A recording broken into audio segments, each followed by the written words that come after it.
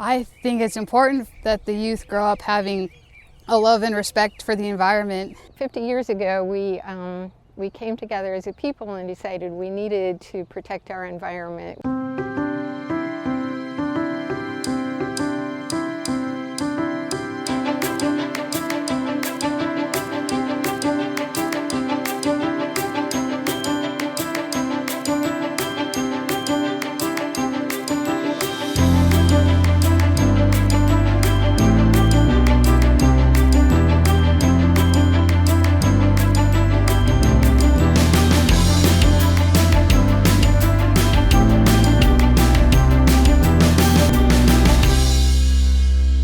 Thank you for joining us here on Cocopah Now. This is a special edition of this podcast, Earth Day 2020. It was 50 years ago when an estimated 20 million Americans came together and launched what is now today the modern environmental movement. And joining us to talk about what Earth Day 2020 means is Andrea Mitchell, Interim Director of the Cocopah Environmental Protection Office, and Nancy Meister, President of the Yuma chapter of the Audubon Society. Thanks for joining us, ladies. And you two also had a big moment last week when you went out and planted 200 trees on the North Reservation. Let's talk about what that was like and what that means to you in light of today, Earth Day.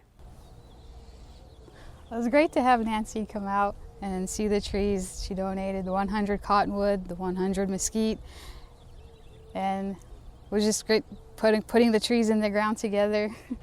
It was great fun for me to watch Andrea do all the heavy lifting. I was just happy to provide the trees, and it was just an opportunity where I could apply for a grant, and it was funded enough for us to get some trees out here and increase capacity for birds and wildlife. And taking care of the environment. 50 years ago, things have changed considerably, Nancy. I mean, you remember when Earth Day kicked off, and at the time, even the bald eagle was considered a threatened species or almost an endangered species at that time. So a lot has happened since 1970 to where we are today. Tell us some about what your thoughts are on that and what you hope to see moving forward. Well, certainly 50 years ago we came together as a people and decided we needed to protect our environment. We needed to protect the animals and give them the space they needed to thrive and survive. Today, I think there is an opportunity for us to renew our commitment, because there is certainly a lot of pushback on some of the regulations that have helped to protect our environment, the EPA, the Wilderness Act, many of the things that we put in place to keep our air clean, our water clean. We need to rally together as a people to say these are important things for us and for our children and grandchildren. And over the past 50 years, this has really gained a lot of momentum. It's actually mainstreamed. The EPA, for example, has its own page regarding Earth Day and Earth Day activities, and kids across the country are getting involved. And Andrea, let's talk about that aspect of it. What do you think about getting kids involved and getting them active and interested in Earth Day?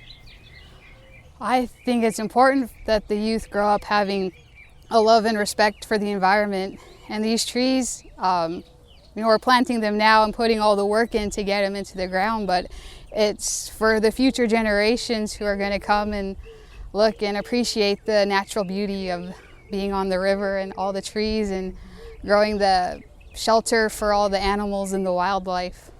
And now Earth Day is celebrated across the country. A lot of kids, classrooms. It's being taught every year. Right now, kids aren't necessarily in classrooms learning about it, but there are a lot of activities online that you can access. And we've got a couple web links listed right here in the description of this podcast you can go to. A lot of resources for moms and dads and kids, different things they can do, arts and crafts, and lesson plans about Earth Day. And Andrea, talk about some of the ideas you have so that kids can learn more about Earth Day. Well, on the webpage, there's coloring pages talking about the sun. When you go out into the sun, always wear sunscreen. There are sustainability sustainability ideas, watching what you throw away, try to recycle. stuff about composting, taking your waste and reusing it, lesson plans, little word searches and games, all those fun ideas. And, you know, unique to this area, you know, this is the river. This is the Colorado River that is the heart of the Cocopah people and Cocopah culture. And so what the both of you accomplished last week by the donation, the planting of trees, that was a big step in celebrating Earth Day.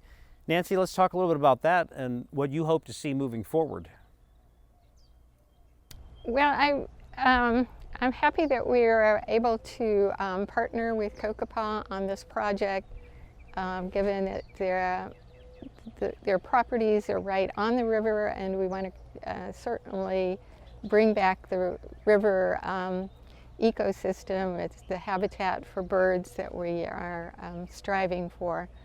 And we hope that the children in this area will get an opportunity to learn the birds, to appreciate all the wildlife that are out there. We know in the past there have been projects at the East Wetlands where school children could come out and do water sampling, learn the birds, learn the plants, and we hope that that could be an opportunity here too when we get the plants big enough for them to appreciate. Yeah, when you're along the river, a city or a tribe, you're just one community on the river working together. And that's going to do it for us. Thanks for joining us. We'll see you next week.